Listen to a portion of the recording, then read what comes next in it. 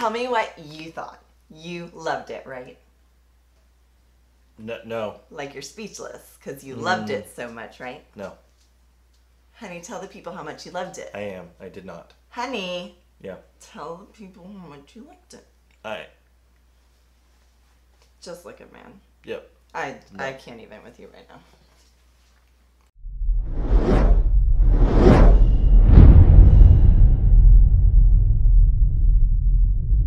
Are we ready? We're ready. Let's do it. It's like the best movie ever. Like, Brie was so good, y'all. Women's superheroes are so much better than men's superheroes. Am I right, ladies? Like, they just are. Mm-hmm. You okay, honey? You sure? Mm-hmm. I mean, we can do this another time. No. Okay. So, what was your favorite part of the movie? Okay. So it was that part in the trailer when it says her, and then it turns into the word hero. Like, so cool. Like, I know a woman totally did that. Am I right, ladies? That's, yeah, good choice. That's not, oh yeah. So, you clearly love the movie. So what was your least favorite part? Oh my God, like, this movie was perfect. But if I had to pick one thing, obviously, it would be all the men that were in it.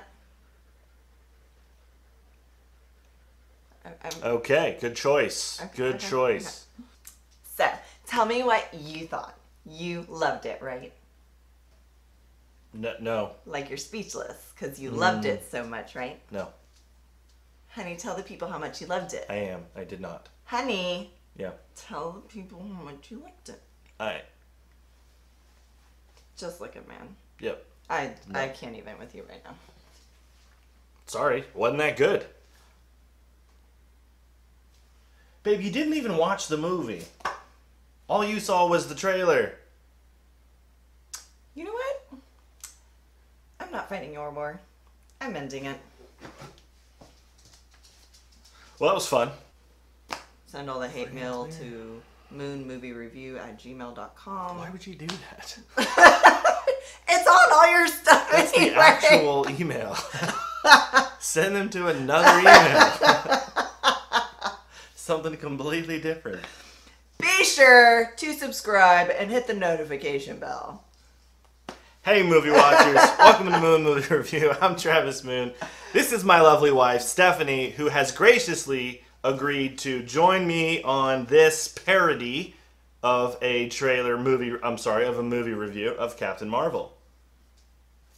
Not a feminist. Say hi. That's all you got. I just want to make nothing sure else to say. it is perfectly clear that I only play one on Moon Movie Review. Okay, well, start with hi or hello or hey, movie watchers. Hey, movie watchers. Fantastic. I am not a feminist. Fantastic. Perfect intro. Do what I can. Clearly, if you can't tell by now, this is just a joke. We just want to have a little bit of fun. We hope we were able to make some of you laugh. Obviously, we're not going to make every single one of you laugh. That's just, I guess, the way it's going to be. So, yes, let's get into the review. Thanks, honey, for stopping by. Now, go make me a sandwich. Go do the dishes and stuff. Anything. I'm going to go lay on the couch and eat ice cream. That sounds about right. Yeah, Okay. that's pretty accurate. Bye, guys.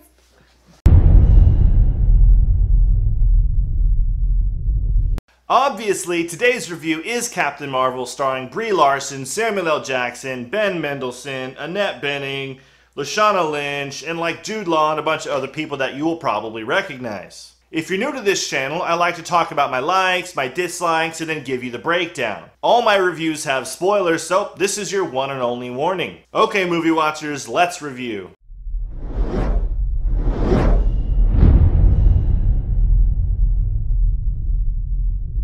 So for me, the movie started off pretty okay, actually. I was kind of digging it. She's trying to piece together her past and earn her stripes at the same time. Then the mission goes wrong and she ends up on Earth chasing after some Skrulls, And this is where the movie starts to nosedive for me. She then teams up with Nick Fury. Space invasion. Or should I say Nick Fury teams up with her. They start to follow this trail and connecting the dots, and they almost kind of get caught, but like Coulson lets him go. But ultimately, it leads Carol back to her old best friend Rambo, which she really can't remember. But she's in the file, and it seems like it's their best option to track her down to maybe answer some of these questions. She then tries to explain herself to Rambo, but she's got a lot of missing pieces, and she can't really put some of these things together, so Rambo's got to fill in some of the blanks.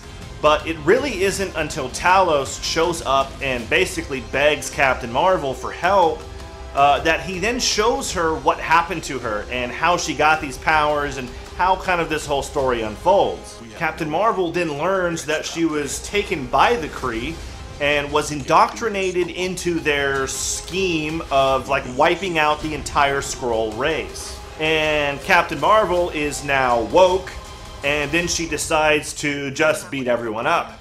She ends the war, sort of, I think, and decides to spend the next 20 years basically just helping the Skrulls find a place to live. Jumping right into my likes, there are only 2 parts of this movie that I actually liked and that I actually thought were good. Part number 1 is really Ben's character, Talos, and kind of his whole story and kind of how that all unfolds. Talos pleads with Captain Marvel that he is not the enemy and that it was actually the Kree who started the war against them. And as it turns out, he wasn't really looking for the Lightspeed engine or the Tesseract, really. Rather, he just wanted to be reunited with his wife and daughter. And part number 2 is actually Lashana's character, Maria Rambeau, and how she's introduced and kind of what her role in the story is. And her big role, where she really steps up and kind of delivers this awesome, very emotional speech. It's probably the most emotional part of the whole movie, actually, but she really delivers the role, I think, and she's trying to really tell Carol Danvers how well she knows her and how important she is and what kind of person she really is and what she stands for. And I think Lashana Lynch does a really good job at selling this role and playing this part. And that's actually the last positive thing that I really have to say about the movie. You have Ben Mendelsohn's character, and his role I think is really good. You have Lashana Lynch and her character and her role I think is really good. And that's about it. I'm not a very nostalgic kind of guy, so the whole 90s thing, it like doesn't really do that much for me. I didn't hate it. I didn't love it. It just doesn't really mean anything to me. I saw it. It was cool, I guess, but that's about it. Jumping into my dislikes, dislike number 1. The movie starts to lose its direction somewhere around the 20 to 25 minute mark, and it starts trying to be all these different kinds of things. It wants to be an origin story, and a mystery, and an adventuristic self-discovery story, and a warrior story, and a good versus evil story, and a funny story, and a serious story, and a feminist story, and they basically just ended up with nothing, like no story at all. Dislike number 2, most of the dialogue I think just falls flat on its face. There's no really depth or nothing compelling to it. And all of the hint hint and nudge nudge and wink wink type of humor going on started off okay in the beginning, but then it just kind of gets really dumb and really unnecessary. And this is why you don't have 5 different writers on a movie. Dislike number 3, the movie is just boring. I had only 2 really good moments that I was like really kind of brought into and I really felt something and that really kind of moved me or surprised me or made me feel something. But that's it. You know, everything else is just kind of okay, but it's mostly just boring stuff. Stuff is happening on the screen, but I guess they're just trying to be so many different things that as the movie watcher, you're just kind of left shrugging your shoulders saying, that was okay. And so much of this movie is so easily forgettable because of the way the filmmakers tried to make the movie. There's no real motivation, there's no real depth, there's nothing really compelling to the story, there's nothing driving the characters. There's not really anything going on in the movie. Dislike number 4, Brie is not good in this movie. I actually felt like acting was like her second job that she only had to do to pay the bills. I actually think Brie does a pretty good job in most of her movies. like Kong Skull Island, definitely In the Room, and even The Gambler. So I don't know if maybe she got bad advice from the directors, or if they made her do it like this, or if she just flat out underperformed. Either way, her character had little to no character, or emotion, or charisma, or really anything. And the only person that I actually thought she had any chemistry with whatsoever on screen was actually little Monica. I mean, Maria and Fury's characters, both in the first 30 seconds of introducing their characters, were so much more likable and just had an overall better presence. Dislike number 5, so much of this movie doesn't make sense. I don't even read the comics or follow that closely to the MCU, and I can still see that. So, I'm gonna rattle off some questions about some things that don't make any sense, and maybe you can answer them for me. How did she absorb the energy from the energy core after shooting it and it exploding in her face? How come every time when she hits someone with one of those little photon blasts that it doesn't ever kill them, it just knocks them back? But every time she hits an object, like a spaceship or something metal, like a bridge, it just crumbles into tiny pieces. Did they make up Wendy Marvell's character just for this movie? Why is every white guy in this movie, except for Agent Coulson, a sexist jackass? Why is the so-called Kree superior intelligence actually so stupid? Did the cat really scratch Fury in the eye, and now this is how his eye is damaged forever? What's the point of that? How does Fury go from like chipper Fury that we saw in this movie to the overly serious, don't trust nobody Fury that we've seen in every Marvel movie up to this point? Why did it take 20 plus years in the MCU timeline to help find the Skrulls a home? And my last question, but trust me, I've got more. Why did they just force this character into this saga right before we have this huge mega finale? I can't answer any of those, and I don't think anyone who watched this movie could either.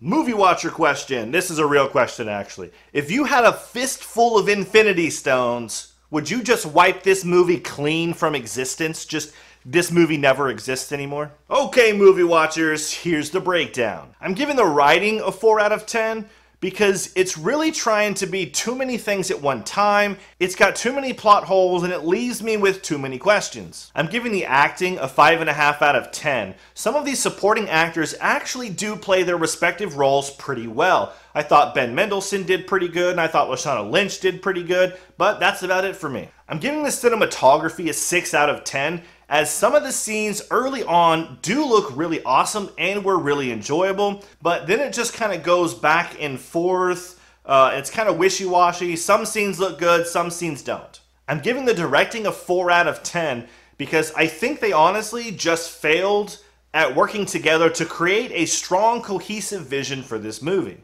So overall, Captain Marvel gets a 5 out of 10 from me.